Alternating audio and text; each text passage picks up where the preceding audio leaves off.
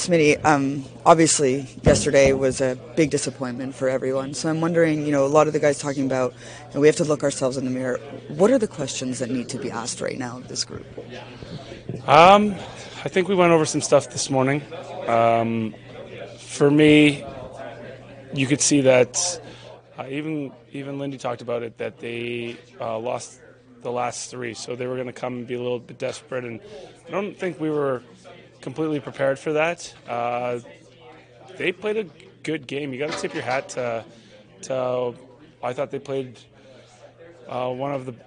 They were just above us. They competed a little bit harder than us. I think that's the questions right there. Is that we have to kind of be aware of the situation. And I know we always talk about last year a lot, and I think some teams would have taken us for granted, whereas this year nobody takes us for granted, and we have to prepare for that. So they came out and played a really good game, and we had to match that, and I don't think we did.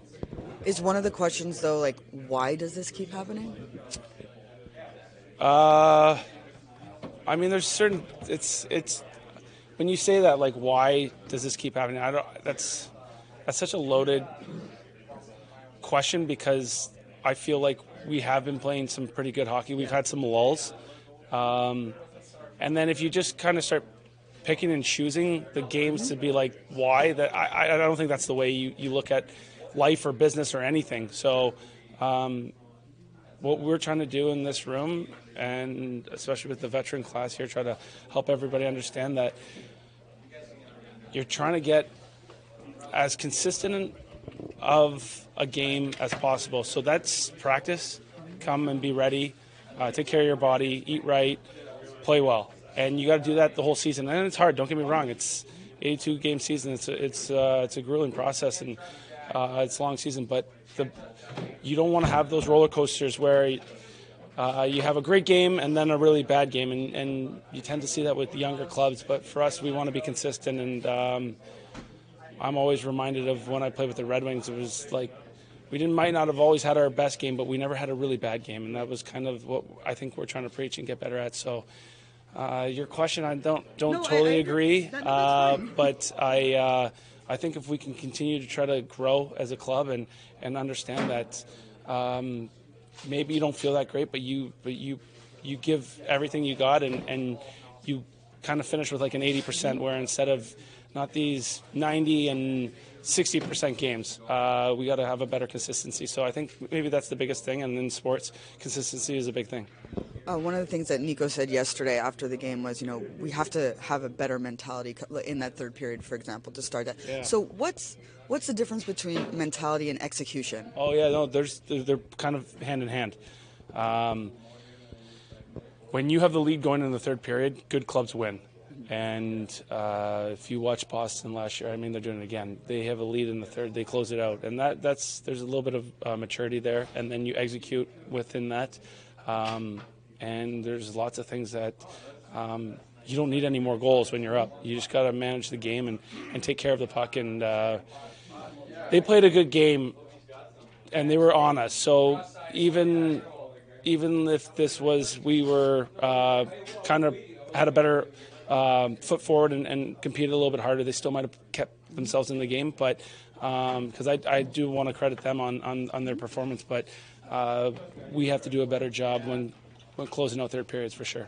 This might go a little bit hand in hand with what you're talking about, managing games and closing them out, but obviously a team that wants to get in transition and go. So where is the line, and bang, how do you decide, like, when do you want to make that breakout pass to get your transition going, and when is it time to just get the puck out? Yeah, I think it's just time and place. I mean, if you have the lead in the third, if you can get your eyes up and make the play, make the play. If you can't, you got to live another day and maybe just kind of shovel it out and start anew. I think a big part of that is just understanding your situation and live another day, get it out and regroup. There's a lot of little things that it's not just as simple as when to do it and when not to do it. There's little variables about, like, good changes and playing tired and kind of bending but not breaking and staying within and keeping everybody on the outside. It's a lot of things that the more you play, the more you understand that. And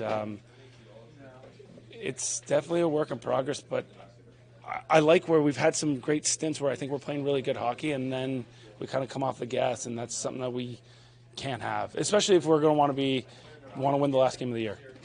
Palia, right now, as one of the vets, as one of the guys who maybe was brought in for some moments like this, what are the questions that you guys need to be asking yourselves right now as you see where you guys are? I mean, I think we talk a lot in the room about how we should play the game, how we should start the game, but we don't do that. Yesterday we came flat. Edmonton was, winning battles. They were skating better. And then again, we go into the third period winning, and we don't need to score more goals. And then we giving up chances. We leaving, McDavid all alone at front. Just need to, like we did today, went through the video, learn from it, and came up way stronger on tomorrow. One of the things that Nico said after the game is we have to have a different mentality when going into a third period like that. What's the difference between mentality and execution? I mean, we need both. We need that execution in the D zone. Try to play maybe simpler. A lot of opposing team, they're just flipping pucks and they're getting chances from it. Maybe we can sometimes sense the danger and just make the easy play. What's the level of frustration from a small point of view? Because you are just a couple of games out of first place, or out of the playoff spot, 4 points out. So where is this team? Yeah, we know. We are right there in the hunt. Hopefully we will get a win and we can get a couple of days off to, just restart a little bit, get relaxed a little bit, and then get ready for the half a season push. But we're fine. We're it's not like we're in the last place in the league. Fans are booing, but we're right there. I know it's frustrating. We want to play better, and we will. So, yeah, we just need to be better. Is there some understanding, too, that some of the younger players need that last year was an aberration for the most part? Teams don't cruise into the playoffs. It's usually a grind for whoever gets there. Yeah, for sure. It's such a hard league. We can see it. Anybody can beat anybody. So we need to be just. I know we talk about that. We need to be ready every game, but we need to just do it and create a habit of playing the right way. 60 minutes. Obviously, you guys are focused on you, but coming off the last time you played Detroit and the win they had out there, what have you taken from that game, or what can you take from that game to get ready for tomorrow? It was a terrible game for us. That I can remember. A lot of turnovers we created. Again, they'll be a desperate team like Edmonton. They're on a losing streak, and so are we. So we like I said, we're gonna be ready tomorrow and come out strong. Lindy, what do you hope are some of the questions that your team are asking among themselves right now about where they are and what needs to change? Well, really the consistency factor of just repeating the plays we need to make shift in, shift out.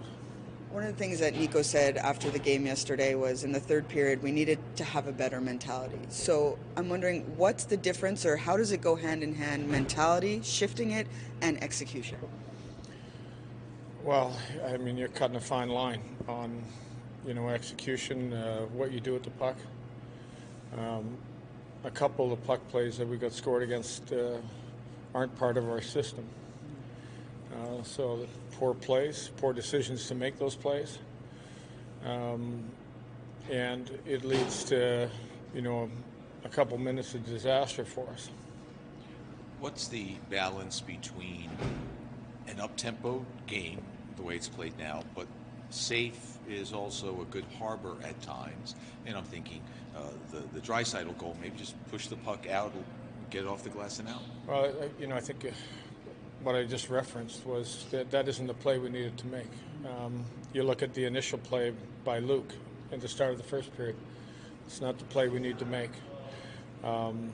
You look at the Siegenthaler play that led to the early scoring chance. The second one, puck in the middle of the ice again, not the play. You used the word simple. It's a word that we've used, that we have to consistently execute the simple stuff before you even get to any of the difficult stuff. So you reinforce it, and the message you hope gets through. Is that switch easy for a player? Maybe I should ask them to turn on and off and recognize the moment and let's play safe now. Well, I think what I just referenced was a couple young defensemen, and I think what appears to be the simple play sometimes isn't the simple play. We'll get them through that. That's our job as coaches, to get them through that. Young players make young reads, and some of those young reads are young mistakes. They're harsh lessons. We talked about the lessons in our meeting today. We went through some of those plays. We're in this thing together. We know that we got to have each other's back. And when we make a mistake like that, can we bail the other guy out? So it's our secondary level of defense. But the problem with a couple of those plays is we're heading on offense and we've got a programmed play, and then you're on the wrong side and there's no defending it. Nate Bastian, okay? Just maintenance today. In terms of drawing power play opportunities, you said yesterday you thought that was a compete thing last night. But in the month of December, the numbers are down compared to the rest of the year in penalties drawn. Have you seen anything else specifically that you think is causing the team to draw less penalties? I think it all comes down to your one-on-one, whether you're beating people up ice or you're beating people off the walls. That's where a lot of the penalties come from. If you're creating opportunities where you put the team in a situation where they have to get a stick on you, get a hand on you, if we're not getting in behind them or beating players with our speed, then I think the penalties have been down.